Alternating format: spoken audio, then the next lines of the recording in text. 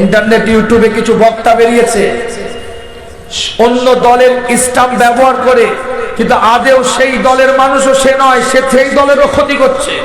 পায়ের উপরে পা দিয়ে ভাইরাল হওয়ার জন্য সমাজে ভাইরাসকে ছড়াচ্ছে।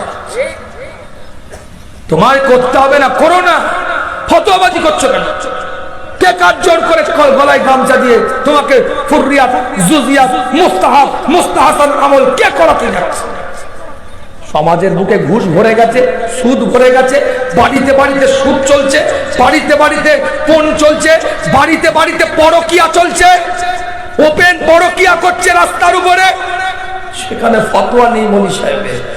রাস্তার ধারে পুকুরে ছেলে মেয়ে একসাথে গোসল করছে, মুসলমানের বাচ্চা, সেখানে মনি সাহেবের ফতোয়া নেই। আর যত জুজি মাসলাগুলো ফতোয়া দিয়ে সমাজে বিভাজন তৈরি করছে। থাবড়ানো দরকার এদের। এরা জাতির দুশ্মন, এরা কওমের দুশ্মন। কি ভাই কথা ঠিক বলছি? কথা ঠিক না বল? আরে করতে হবে না, যা তুই জাপানিস করতে যা। ফতোয়া দিয়ে সমাজ নষ্ট করছিস কেন? এত বছর ধরে তাহলে সব শিরক বেদাত করে এলো, হারাম কাজ করে এলো, তুমি সুন্নাত বুঝাতে এসছো। বেহায়া নির্লজ্জা কোথাকারে। দলিল সব দেওয়া আছে। এই যে কথাগুলো বললাম, আপনি এটা মনে করবেন না দলিলবিহীন কথা বলছি। আমার অন রেকর্ড দলিল দিয়ে আছে ইউটিউবে, শুনে নিবেন। আল্লাহ আমাদের সকলকে কবুল করেন, সকলে বলেন আমিন।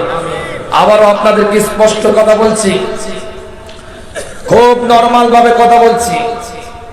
দলাদলি বন্ধ করেন, ইখতিলাফ বন্ধ করেন, মতানৈক্য বন্ধ করেন, ইউনিটি তৈরি করেন, একতা তৈরি করেন। জুজি মাসলা নিয়ে ইখতিলাফ করে নিজেদের মধ্যে দূরত্ব করব না। রাজি আছেন ইনশাআল্লাহ? যারা করছে তাদেরকে বর্জন করেন, উভয় পক্ষই বর্জন করেন। কথা কিছু বোঝা যাচ্ছে না? বোঝা যায়? আল্লাহ আমাদের সকলকে কবুল করেন। ইমাম শাফি রাহমাতুল্লাহ আলাইহি, ইমামে আজম আবু হানিফার মাযহাবটা যখন জিয়ারত করতে গিয়েছিলেন, শুনেন তার ইতিহাস। শাফি মতলম্বী মানুষেরা, শাফি মাযহাবের মানুষেরা রাফুল ইয়াদাইন করে নামাজ পড়ে, আর আমরা রাফুল ইয়াদাইন ছাড়া একবার তাকবীরে তাহরিমার সময় শুধুমাত্র হাত উত্তোলন করি, বাকি সময় স্বাভাবিক আমরা করি। কিন্তু শাফি মাযহাবের মানুষেরা রাফুল ইয়াদাইন করে নামাজ পড়ে।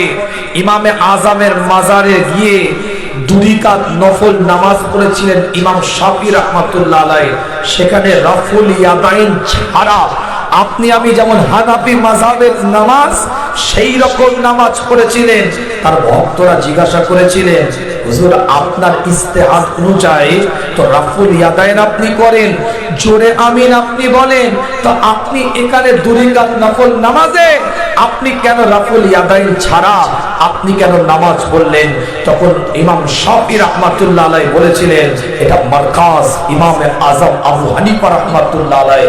আজ যদি আমি শাফি এখানে বসে, আমি যদি ইমাম শাফি এখানে দাঁড়িয়ে 2 রাকাত নফল নামাজে রাফুল ইয়াদাইন করতাম, তাহলে এত বড় ইমাম ইমামে আজম আবু হানিফা রাহমাতুল্লাহ আলাইহির যে ইজতিহাদ, যে ইস্তেমবাদ, তিনি যে মুজতাহিদ, তিনি যে ইস্তেহাদ করে গেছেন, তেনার ইস্তেমবাদের সাথে বিয়াদবি করা হতো।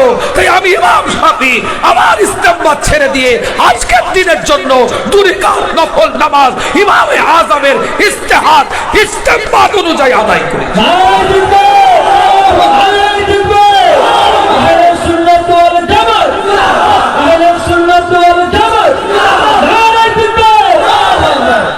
এটা হচ্ছে আদব।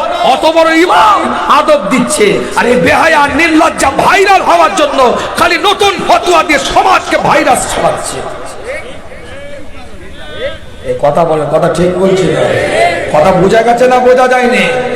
তুমি আমল করছো, করতে যাও না, বড় মুক্তি হয়ে গেছে।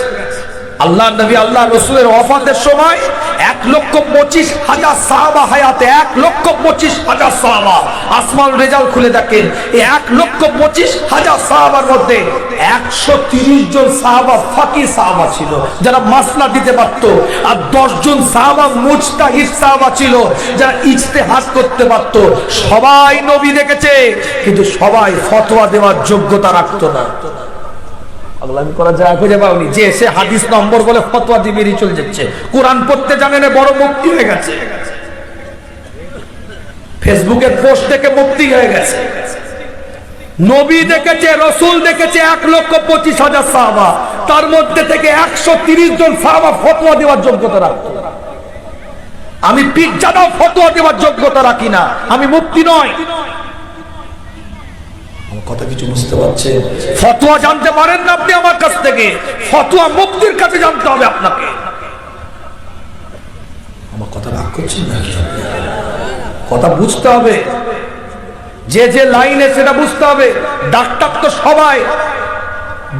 তো সবাই ডাক্তার হওয়ার পরে তাকে এমডি করতে হয়, কোন রোগের বিশেষজ্ঞ হতে হয়, বিভিন্ন এমবিবিএস এর পরে এমডি করতে হয়। কেউ কার্ডিওলজিস্ট, কেউ অর্থোপেডিক্স, কেউ নিউরোলজিস্ট, কেউ গ্যাস্ট্রোলজিস্ট, কেউ অঙ্কোলজিস্ট, কেউ মেডিসিনের উপরে, কেউ গাইনোলজিস্ট, কেউ আবার শিশু রোগ বিশেষজ্ঞ। কথা বলে না কেন?